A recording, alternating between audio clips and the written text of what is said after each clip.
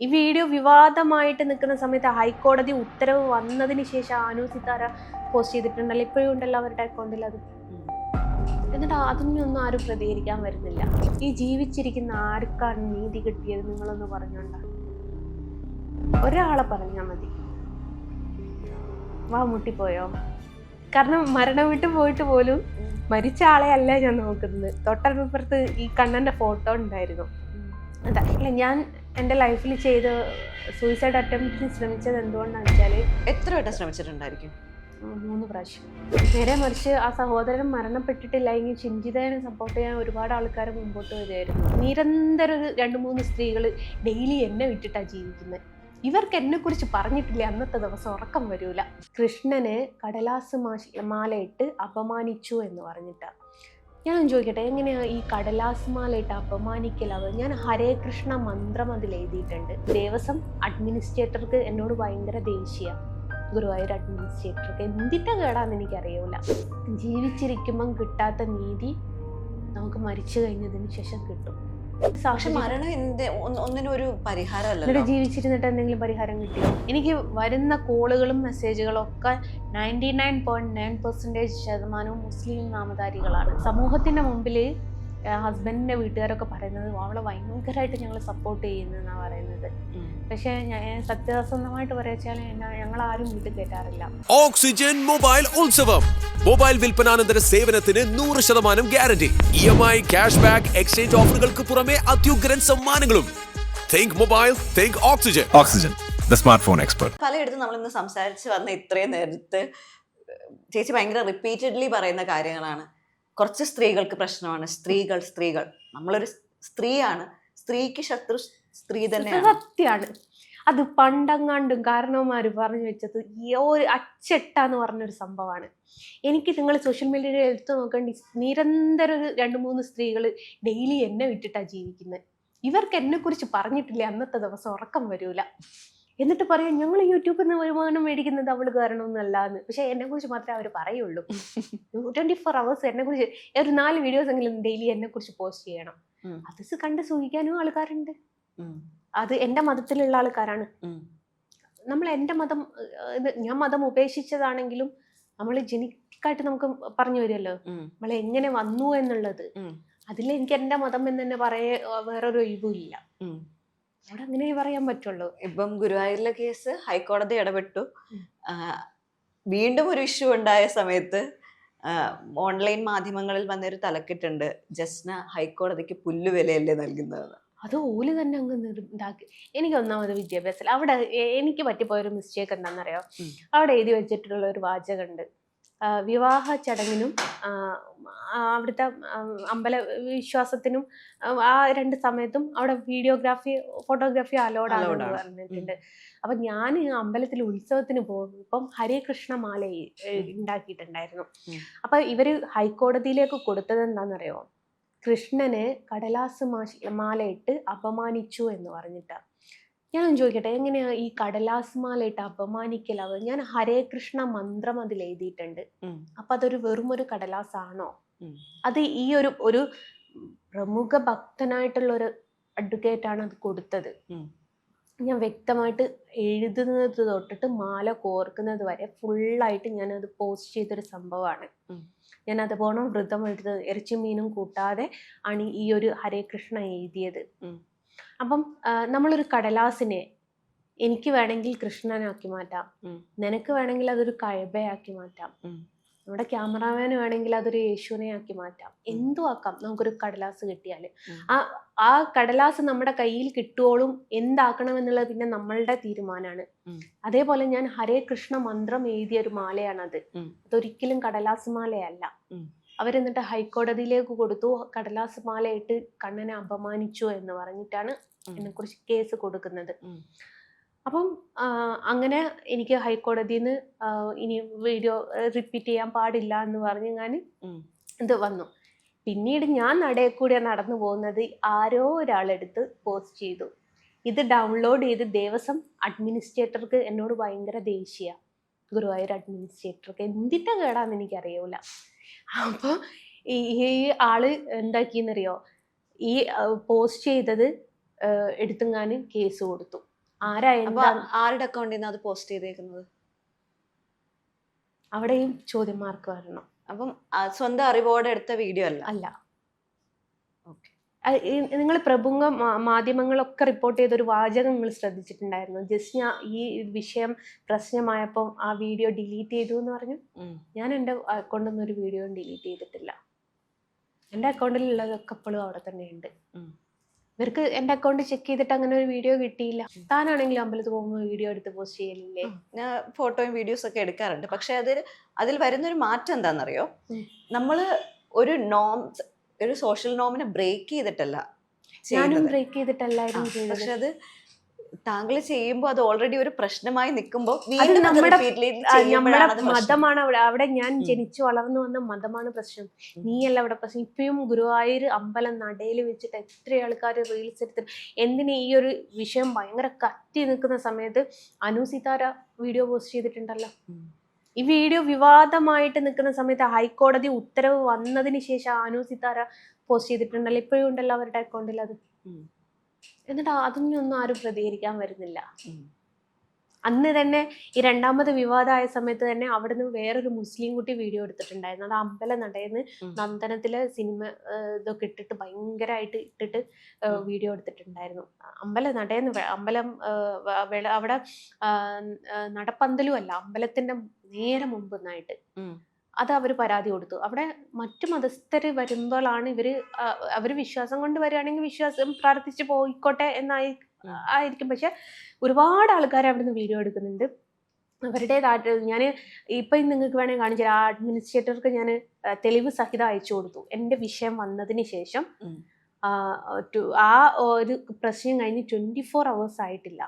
ഒരു കുട്ടികൾ അവിടുന്ന് വീഡിയോ എടുത്തത് ഞാൻ തെളിവ് സഹിതം അയാൾക്ക് അയച്ചു കൊടുത്തു. ഞാൻ ചോദിച്ചു ഇതൊന്നും എന്താ കംപ്ലൈന്റ് ചെയ്യാത്തതെന്ന് ചോദിച്ചു. അയാൾ എന്നെ ബ്ലോക്ക് ചെയ്ത് പോയതാ. സത്യം പറയാം, എൻ്റെ ഫോണിലുണ്ട്, ഞാൻ കാണിച്ചു തരാൻ തയ്യാറാണ്. അയാൾ എന്നെ ബ്ലോക്ക് ചെയ്തു പോയി. അപ്പൊ അയാൾക്ക് ഇത് ടാർഗറ്റ് ചെയ്യുന്നതാണ്. എന്നെ ടാർഗറ്റ് ചെയ്ത് ചെയ്യുന്നതാണ്. അല്ലാതെ ഹൈക്കോടതിയുടെ ഉത്തരവായിരുന്നു അവർക്ക് വിഷയമെങ്കിൽ എന്തുകൊണ്ട് ഞാൻ അപ്പൊ കൊടുത്തപ്പോ 24 hours ആയില്ല. ഭയങ്കര ന്യൂസ് ആയിട്ട് എല്ലാ മീഡിയയും ഇങ്ങനെ റിപ്പീറ്റ് ചെയ്ത് പറഞ്ഞുകൊണ്ടിരിക്കുക ജസ്റ്റിൻ സലീം വീഡിയോ എടുത്തു എന്ന് പറഞ്ഞിട്ട്. അപ്പൊ ആ സമയത്ത് ഇവര് ഇത് ചെയ്യണ്ടായിരുന്നോ, നടപടി എടുക്കണ്ടായിരുന്നോ? നമ്മൾ തെളിവ് സഹിതല്ലേ കൊടുക്കുന്നത്. ഞാൻ സ്ക്രീൻഷോട്ട് സഹിതം കൊടുത്തു.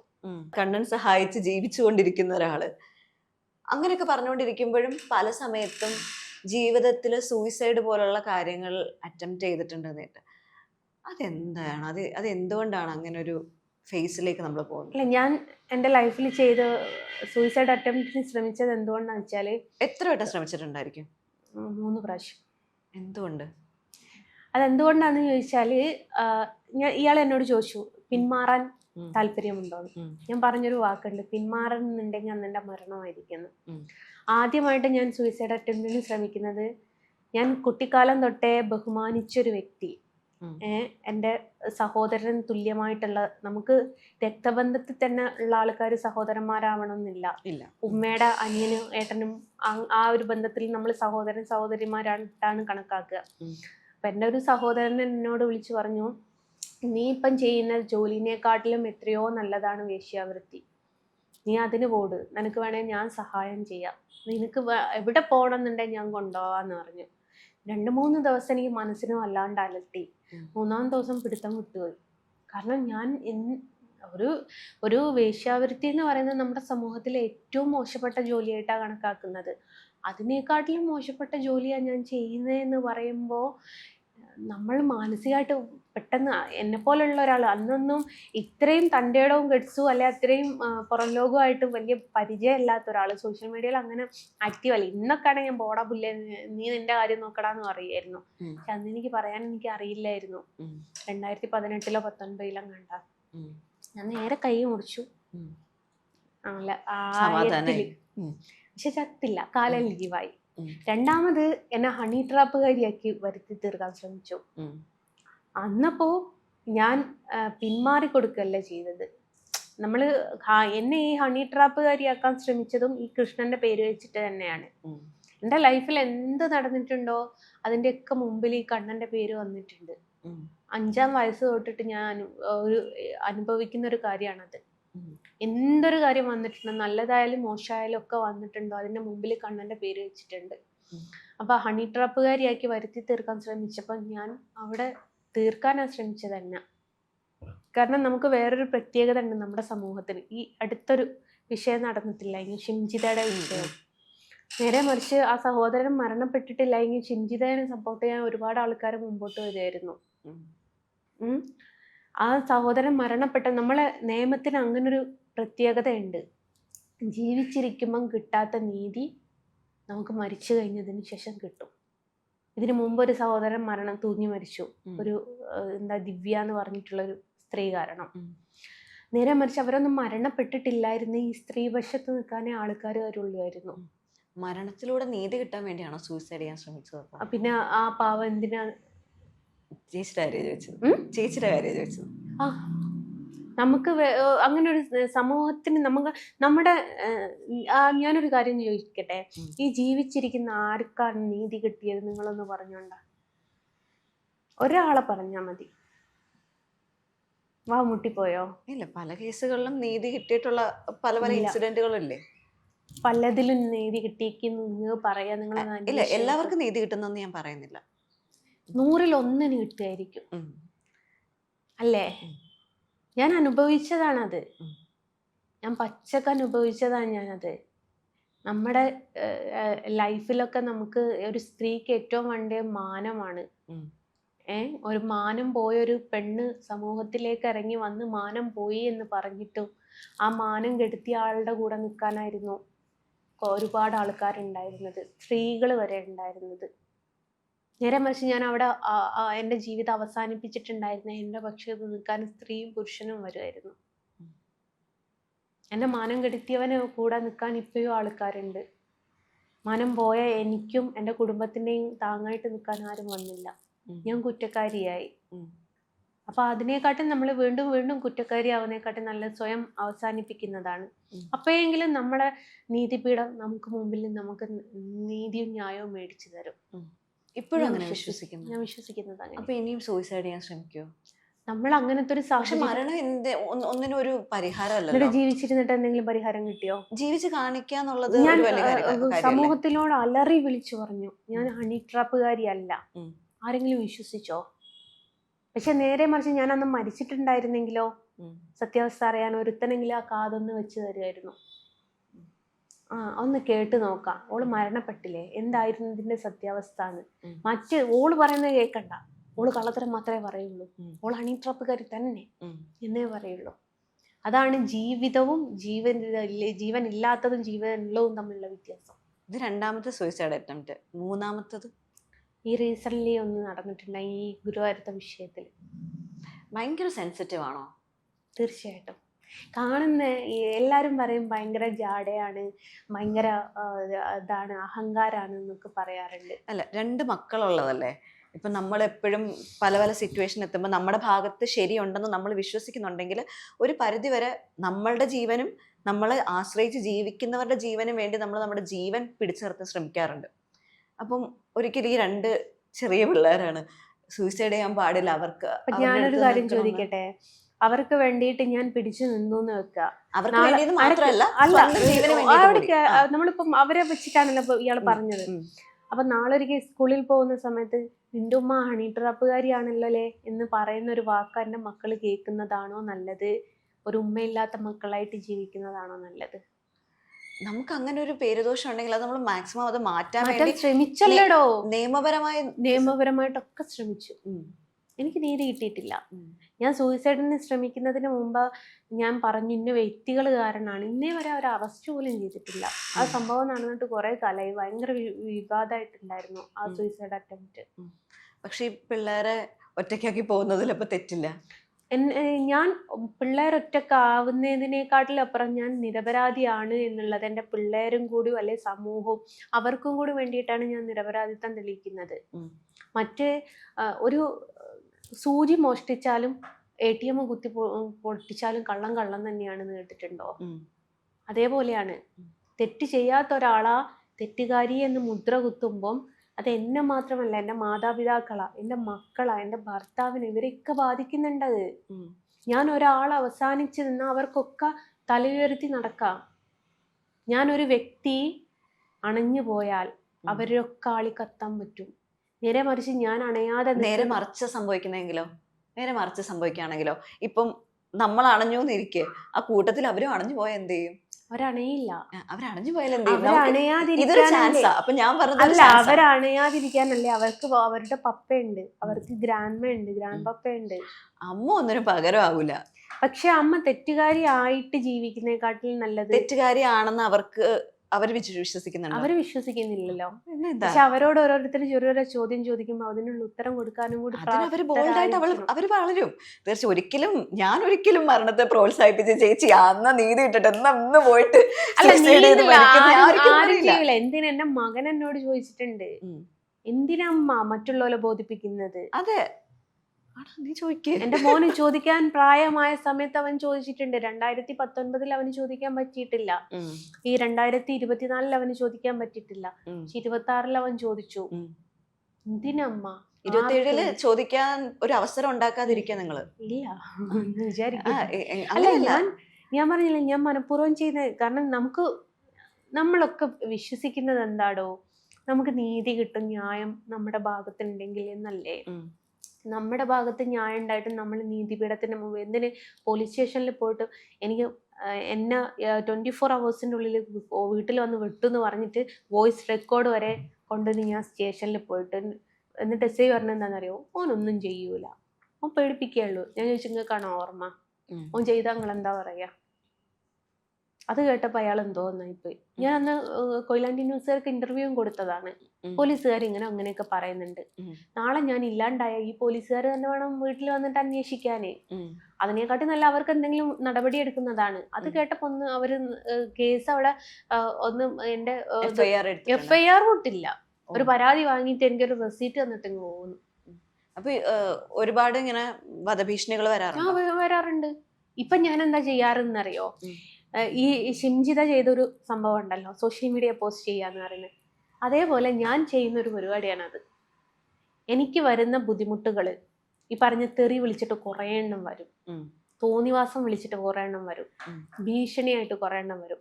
കുറേ പോലീസ് സ്റ്റേഷനിൽ കയറി, ഒരുപാട് കയറി ഇറങ്ങി, ഒരു നീതി ന്യായം എനിക്ക് കിട്ടിയില്ല. ഞാൻ എന്ത് ചെയ്ത് ഇതൊക്കെ എടുത്ത് പോസ്റ്റ് ഞാൻ ചെയ്യൽ തുടങ്ങി. ഒരുത്തൻ എന്നെ മെസ്സേജ് അയച്ചു, എനിക്ക് നിന്നെ കാണുമ്പോഴേക്ക് എന്തോ തോന്നുന്നുണ്ട്, എനിക്ക് നിന്നെ വല്ലാണ്ട് മിസ് ചെയ്യുന്നുണ്ട് എന്നൊക്കെ പറഞ്ഞ്. ഞാൻ ഇതോണം സ്ക്രീൻ റെക്കോർഡ് ചെയ്ത് പോസ്റ്റ് ചെയ്തു. നിപ്പില്ലാണ്ട് വിളിക്കുന്ന അവൻ്റെ ഭാര്യ, അതൊന്ന് ഡിലീറ്റ് ചെയ്യുമോ, എൻ്റെ വീട്ടിലറിഞ്ഞ് ഞങ്ങൾക്ക് ഭയങ്കര നാണക്കേടായി. അപ്പം ഞാൻ ചോദിച്ചു, ഞാൻ ഒരു പെണ്ണല്ലേ, എനിക്ക് മക്കളില്ലേ, അവർക്ക് നാണക്കേടൊന്നും ഇല്ലേ എന്ന് ചോദിച്ച്. അപ്പം ഞാൻ പറഞ്ഞു, ഓൻ വിളിച്ച് മാപ്പ് പറയട്ടെ, ഞാൻ ഡിലീറ്റ് ചെയ്തോളാന്ന് തന്നെ. അപ്പം ഇവൻ വിളിച്ചിട്ട് ഇവനോട് ഞാൻ ചോദിച്ചു, നിനക്കൊരു ഭാര്യയല്ലേ, മക്കളില്ലേ, നിനക്ക് ഉളുപ്പുണ്ടോടോ എന്നോട് ഇങ്ങനെ ചോദിക്കാൻ? അങ്ങനെ ഒന്നും മിണ്ടാണ്ടെന്ന് ഇവൻ എന്തോന്ന് പറയാൻ വന്നപ്പോൾക്ക് ഇവളപ്പുറത്തുനിന്ന് കോൺഫറൻസ് ഇട്ടതാ, കാക്ക നിങ്ങളോട് മിണ്ടരുതെന്ന് ഞാൻ പറഞ്ഞില്ലേന്ന് ചോദിച്ചു. ഞാൻ പറഞ്ഞു, ഓ ഇവനെങ്ങി ബ്ലാക്ക് മെയിൽ ചെയ്തിട്ട് വിളിപ്പിക്കുകയാണോ എന്ന് ചോദിച്ചു. ഞാൻ അതും കൂടി എടുത്ത് അങ്ങ് പോസ്റ്റ് ചെയ്ത് കൊടുത്തു. ഇവരൊക്കെ പകൽമാനിമാരാണ്, നാട്ടിലുള്ള പകൽമാനിമാരെ.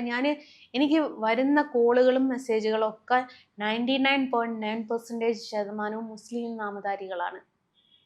ഇവരാണ് എന്നിട്ട് എന്നെ കുറ്റം പറയാനും എൻ്റെ താഴെ ഈ വീഡിയോന്റെ താഴെയൊക്കെ വന്ന് കമന്റ് ഇടുകയും ചെയ്യുന്നത്. എന്നിട്ട് ഇവര് രാത്രിയാകുമ്പോൾ എന്നെ വിളിച്ചിട്ട് എന്നോട് ചൊല്ലാൻ വരിക. നടക്കുന്ന കേസാണോ? ഞാനൊക്കെ പോസ്റ്റ് ചെയ്യും, ഒക്കെ റെക്കോർഡ് ചെയ്തിട്ട് പോസ്റ്റ് ചെയ്യും. അതിന്റെ കമന്റ്സുകൾ എങ്ങനെയാ? അതിനും അവരെ സപ്പോർട്ട് ചെയ്തിട്ടേ കമന്റ് ഉള്ളൂ. എന്നെ സപ്പോർട്ട് ചെയ്തിട്ട് ഞാൻ ചത്ത് കിടക്കുകയാണെങ്കിൽ പോലും എന്നെ സപ്പോർട്ട് ചെയ്തിട്ട് ഒരാൾ വരൂല. എനിക്ക് എത്ര ആൾക്കാർ പേഴ്സണലി മെസ്സേജ് അയക്കാറുണ്ടെന്നറിയോ, നിങ്ങളുടെ വീഡിയോ ഒക്കെ സൂപ്പറാണ്, പക്ഷെ നിങ്ങൾക്ക് കമന്റ് ഇടാൻ പേടിയാണ്, കാരണം അതിൻ്റെ താഴെ വന്നിട്ട് കമന്റ് ഇടുന്ന ആൾക്കാരുണ്ടാവും, ഞങ്ങൾക്ക് ചെറിയ ഇത് ഈ പറഞ്ഞതുപോലെ സെൻസിറ്റീവ് ആയിട്ടുള്ള എത്രയോ ആൾക്കാരുണ്ട്. എനിക്ക് പേഴ്സണലി അവർ മെസ്സേജ് അയക്കും, ഞങ്ങൾ നിങ്ങൾക്ക് സപ്പോർട്ടാണ്. ഇന്നേ വരെ നേരിട്ട് കണ്ടിട്ട് ഒരാൾ കുറ്റം പറഞ്ഞിട്ടില്ലല്ലോ, മുസ്ലിം നാമധാരി ആയിക്കോട്ടെ, ഹൈന്ദവരായിക്കോട്ടെ, ആര് തന്നെ ആയിക്കോട്ടെ. പക്ഷെ സോഷ്യൽ മീഡിയയുടെ കമന്റ് ബോക്സിൽ ഒരാളും എന്നെ കുറിച്ച് നല്ലത് പറഞ്ഞിട്ടില്ല. പക്ഷെ നേരിട്ട് നിങ്ങൾ വേണമെങ്കിൽ കോഴിക്കോട് ബീച്ചിലോട്ട് ഇറങ്ങി, എത്ര ആൾക്കാർ വന്നിട്ട് ജസ്റ്റ് നന്നായിട്ടുണ്ട് നിന്റെ വീഡിയോസ്, അല്ലെങ്കിൽ നിന്നെ ഞങ്ങൾ സപ്പോർട്ട് ചെയ്യുന്നെന്ന് പറയുന്നത് ഒരാൾ കമന്റിൽ വന്ന് പറയുന്നില്ലല്ലോ. പബ്ലിക്കായിട്ട് പറയാൻ ആൾക്കാർക്ക് ഒരു മടിയുണ്ടെന്നല്ലേ. ജീവിതത്തിൽ ഇത്രയും നാളുള്ളതിൽ വെച്ചിട്ട് ജീവിതത്തിലൊരു വില്ലൻ ആരായിരിക്കും ശരിക്കും? അങ്ങനെ ചോദിക്കുകയാണെങ്കിൽ ഞാൻ പറഞ്ഞില്ല, കുറച്ച് ഹൈന്ദവ സ്ത്രീകൾ ഇറങ്ങിയിട്ട് അവർ തന്നെ. അവരാണ് ശരിക്കും വില്ലന്മാർ. നമുക്ക് വീട്ടിൽ നിന്നുണ്ടായ എന്തെങ്കിലും ട്രോമാസ് ഉണ്ടോ? ഇപ്പൊ ഇങ്ങനെ നമുക്ക് ഈ സൂയിസൈഡൽ അറ്റംപ്റ്റുകൾ നമുക്ക് ഉണ്ടാവുന്നത് ചിലപ്പോൾ നമ്മുടെ മാനസിക വൈകല്യമാണെന്ന് പറയുന്നുണ്ട്. അപ്പം എന്തെങ്കിലും ചൈൽഡ്ഹുഡ് ട്രോമാസ് ഉണ്ടോ അതിലേക്ക് എത്തിച്ചേ? എനിക്ക് വീട്ടിൽ നിന്ന് ഇതുവരെ അങ്ങനെ വിഷയങ്ങളും കാര്യങ്ങളൊന്നും ഉണ്ടായിട്ടില്ല. പക്ഷെ ഇപ്പം മതം ഉപേക്ഷിച്ചു എന്ന് പറഞ്ഞപ്പോൾ വാപ്പക്കൊക്കെ മാനസികമായിട്ട് ഭയങ്കര പ്രശ്നം വന്നു. വാപ്പയൊക്കെ കുറച്ച് ദിവസം എന്നോട് മിണ്ടാതൊക്കെ നിന്നിട്ടുണ്ട്. ഞാൻ മാതാപിതാക്കൾക്ക് വേണ്ടിയിട്ട് ഒരു വീടൊക്കെ വെച്ചു കൊടുത്തു.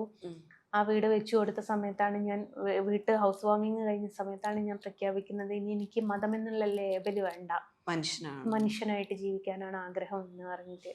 അപ്പോൾ എന്നതിന് ശേഷം നമ്മുടെ അവിടെയുള്ള പള്ളിയിലുള്ള ഉസ്താദുമാരൊന്നും സഹകരിക്കുന്നില്ല എന്നാണ് വാപ്പ പറയുന്നത്. കാരണം വല്യമ്മൻ്റെ ആണ്ട് ഉണ്ടായിട്ടൊക്കെ അവരുടെയൊക്കെ ഭാഗത്തുനിന്ന് സഹകരണം കുറവാണ്. അപ്പം ഞാൻ ആണ്ടിനും പോയിട്ടൊന്നുമില്ല കേട്ടോ, ഞാൻ മനഃപൂർവ്വം മാറി നിന്നതാ. കാരണം എൻ്റെ പ്രസൻസ് അവരെയൊക്കെ ബുദ്ധിമുട്ടിപ്പിക്കുന്നുണ്ടെങ്കിൽ ഞാൻ അതിന്ന് മാറി. പൊതുവെ എന്നെ ഉമ്മ കുടുംബത്തിൽ ആരും വീട്ടിൽ തന്നെ കേട്ടാറില്ല കേട്ടോ. മതം ഉപേക്ഷിക്കുന്നതിൻ്റെ മുമ്പ് തന്നെ ഒരാളും വീട്ടിൽ കയറ്റില്ല. സോഷ്യൽ മീഡിയയിൽ ഇങ്ങോട്ട് ആക്റ്റീവായിട്ട് എല്ലാവരും, ഞാൻ ഒരു സമയത്ത് വൈറലായിട്ട് നിന്നിട്ടുണ്ടല്ലോ, അന്ന് എന്നെ പടിക്ക് പുറത്താക്കിയ ആര് പടിക്ക് പുറം വെച്ച് പിണ്ടം വെച്ച് എന്ന് പറഞ്ഞതിൻ്റെ മാതിരിയാണ്. ഒരു കല്യാണം ഉണ്ടേ എന്നെ വിളിക്കൂല, ഒരു ഹൗസ് വാമിങ് ഉണ്ടേ എന്നെ വിളിക്കൂല, ഒന്നിനും എന്നെ വിളിക്കൂല, ഒരു പരിപാടിക്ക് എന്നെ വിളിക്കില്ല. എല്ലാവരും ഉണ്ടാവും. ഈ അവഗണന ജസ്റ്റിക്ക് മാത്രമാണോ അതോ കുട്ടികൾക്കുണ്ട്? ഈ അയിത്തം ഉണ്ട്, അവർക്ക് അയിത്തമുണ്ട്, നല്ലോണം ഉണ്ട്. പക്ഷെ എൻ്റെ ഉമ്മ എന്നിട്ടും പലയിടത്തും എൻ്റെ കുട്ടികളെ കൊണ്ടുപോകാൻ ശ്രമിച്ചിട്ടുണ്ടായിരുന്നു. പിന്നെ ഞാൻ പറഞ്ഞു, ഉമ്മ വേണ്ട, എന്നെ ഇഷ്ടപ്പെടാത്ത ആൾക്കാർ എൻ്റെ കുട്ടികൾ ഒരിക്കലും ഇഷ്ടപ്പെടൂല, ഞാൻ കാരണം അവരെ ബുദ്ധിമുട്ടാൻ പാടില്ല. അതൊന്നും കാര്യമില്ല. അവരുടെ പപ്പ കുടുംബത്തില് ഇപ്പൊ ഈ പറഞ്ഞതുപോലെ എൻ്റെ മകൾക്ക് 12 വയസ്സാവുകയാണ്. എൻ്റെ മകൾ ഇന്നേ വരെ കണ്ടിട്ടില്ല പപ്പയുടെ ഏട്ടൻ ആരാണ്, പപ്പയുടെ പെങ്ങന്മാരാരാണെന്ന് എൻ്റെ മകൾ ഇതുവരെ കണ്ടിട്ടില്ല. ഹസ്ബൻഡിന്റെ വീട്ടുകാരും കേറ്റാറില്ല? അപ്പോൾ എൻ്റെ ഹസ്ബൻഡിൻ്റെ വീട്ടിൽ ഇപ്പോൾ പലരുടെയും കല്യാണം മുടങ്ങുന്നുണ്ടോലും എൻ്റെ പേരും പറഞ്ഞിട്ട്. കല്യാണം ശരിയായിട്ട് അന്വേഷിച്ച് വരുന്ന സമയത്ത് സമൂഹത്തിൻ്റെ മുമ്പിൽ ഹസ്ബൻഡിൻ്റെ വീട്ടുകാരൊക്കെ പറയുന്നത് അവളെ ഭയങ്കരമായിട്ട് ഞങ്ങൾ സപ്പോർട്ട് ചെയ്യുന്നതെന്നാണ് പറയുന്നത്. പക്ഷേ ഞാൻ സത്യസന്ധമായിട്ട് പറയാച്ചാൽ ഞങ്ങളാരും വീട്ടിൽ കയറ്റാറില്ല. എൻ്റെ മകളോട് നിങ്ങൾക്ക് വേണമെങ്കിൽ ചോദിച്ചു നോക്കുക. അവളുടെ പപ്പ ഈ അടുത്തൊരിക്കൽ ഹോസ്പിറ്റലിൽ പോയ സമയത്ത് വാപ്പയുടെ പെങ്ങളെ കണ്ടു, രണ്ടാമത്തെ പെങ്ങളെ കണ്ടു. അപ്പോൾ അവളെ അടുത്ത് വന്നിട്ട് പരിചയപ്പെടുക ചെയ്യുന്ന, മോളെ ഞാൻ നിന്റെ പപ്പയുടെ പെങ്ങളാണെന്ന് പറഞ്ഞിട്ട്. അപ്പോൾ ഇവള് നോക്കിയൊക്കെ ചിരിക്കുകയൊക്കെ ചെയ്ത് എന്നോട് വന്ന് ചോദിച്ചു, പപ്പക്ക് എത്ര പെങ്ങന്മാരുണ്ട് ഉമ്മാന്ന് ചോദിച്ചു. ഞാൻ പറഞ്ഞു 3 എണ്ണം ഉണ്ട്, അല്ല നടക്കത്ത ആളാ ഇനിയിപ്പൊ കണ്ട്. ഇനി ഉണ്ടില്ലേ കാണാന്? മൂത്ത ആളെ ഇന്നേ വരെ അവള് കണ്ടിട്ടില്ല. മൂത്ത പെങ്ങക്ക് 7 മക്കളുണ്ട്. അത് ശരിക്കും പറയാച്ചാ ഇവളുടെ ചേച്ചിമാരായിട്ട് വരുമല്ലോ, സഹോദരങ്ങളാണ്. ഒന്നിനെ ഇതുവരെ അവള് കണ്ടിട്ടില്ല. ഏട്ടന്മാരുണ്ട്. ഒരു ഏട്ടനും ഭയങ്കര സപ്പോർട്ടാണെന്നും പറഞ്ഞ് സമൂഹത്തിന് മുമ്പിൽ നടക്കുന്നുണ്ട്. ഒരേലേക്ക് അടുപ്പിക്കലെന്നെ, അവനെ പേടിച്ചിട്ടാണ് ആരും വീട്ടിലോട്ട് വരിക തന്നെ ചെയ്യാത്തത്. അവർക്ക് ആരെയും അറിയില്ല, മകന് പിന്നെ അറിയാട്ടോ. കുട്ടികളുടെ കാര്യം നമ്മൾ ഓൾറെഡി ഇപ്പൊ പറഞ്ഞു, നമ്മൾ നിർത്തി. ഗുരുവായൂരപ്പൻ എപ്പോഴും പറയുന്നത് കാണപ്പെട്ട ദൈവമാണ് എന്ന് എല്ലാവരും പറയാറുണ്ട്. കാരണം മൂപ്പര് എവിടെയെങ്കിലും ഒക്കെ പോയി എന്തെങ്കിലും മായ കാണിക്കാറുണ്ട് എന്നുള്ളൊരു സാധനം പറയാറുണ്ട്. അങ്ങനെ എന്തെങ്കിലും അനുഭവം ജീവിതത്തിൽ ഇതുവരെ ഉണ്ടായിട്ടുണ്ടോ? അനുഭവം ഉണ്ടായിട്ടുണ്ട്. അതെന്ന് വെച്ചാല് എത്ര പേര് വിശ്വസിക്കുന്നുള്ളത് എനിക്കറിയില്ല കേട്ടോ. ഞാൻ ഈ സോഷ്യൽ മീഡിയ അറിയുന്നതിന് മുമ്പേ ആയിട്ട് ഗുരുവായൂർ എനിക്ക് വരുമാന മാർഗമായി വന്നപ്പം തൊട്ടിട്ട് ഈ പറഞ്ഞ വീടിൻ്റെ അടുത്തുള്ള ഒരു അമ്മ പറഞ്ഞിട്ടുണ്ടായിരുന്നു, എനിക്ക് വരുമാന മാർഗമായിട്ടുണ്ടെങ്കിൽ നീ ഗുരുവായൂർ പോയിട്ട് ഫോട്ടോ സമർപ്പിക്കണം എന്ന് പറഞ്ഞിട്ട്. പിന്നീട് എല്ലാ വിഷുവിനും ശ്രീകൃഷ്ണ ജയന്തിക്കും ഇതേപോലെ ഞാൻ ഗുരുവായൂർ കണ്ണനെ പോയി സമർപ്പിക്കാറുണ്ട്. അപ്പൊ ഞാൻ വീട്ടിൽ നിന്ന് ഇറങ്ങുന്ന സമയത്ത് എൻ്റെ ഹസ്ബൻഡിനോട് പറഞ്ഞൊരു വാക്ക് ഗുരുവായൂർ നടയിൽ വെച്ചിട്ട് ഒരു പ്രായമായിട്ടുള്ള ഒരു അമ്മമ്മ തിരിച്ചെന്നോട് ഇങ്ങോട്ട് പറഞ്ഞിട്ടുണ്ട്. അതെയോ? വീട്ടിൽ ഞാൻ ഇറങ്ങുന്ന സമയത്ത് എൻ്റെ ഭർത്താവിനോട് പറഞ്ഞൊരു വാക്ക്. ഭർത്താവിനോട് ഞാൻ ഇങ്ങനെയാ പറഞ്ഞ്, ഞാൻ എൻ്റെ വീട്ടിൽ പോവുകയാണ്. കാരണം എനിക്ക് വീടും കൂടി ഒന്നും ഇല്ലാത്തൊരു സാഹചര്യത്തിൽ നിൽക്കുകയല്ലേ.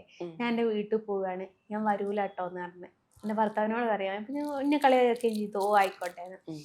അപ്പം ഈ എൻ്റെ വീടിൻ്റെ അടുത്തുള്ള ഒരു അമ്മമ്മ ഉണ്ട്. അവർ പറഞ്ഞു, മോളെ മുഖമൊക്കെ ക്ഷീണിച്ച് കിടക്കുന്നുണ്ടല്ലോ, നീ ഗുരുവായൂർ പോകുമ്പോൾ അവിടെ തന്ത്രിനോട് പറഞ്ഞിട്ട് ഒരു ചരട് ജപിച്ച് കെട്ടണം കേട്ടോ എന്ന് പറഞ്ഞു.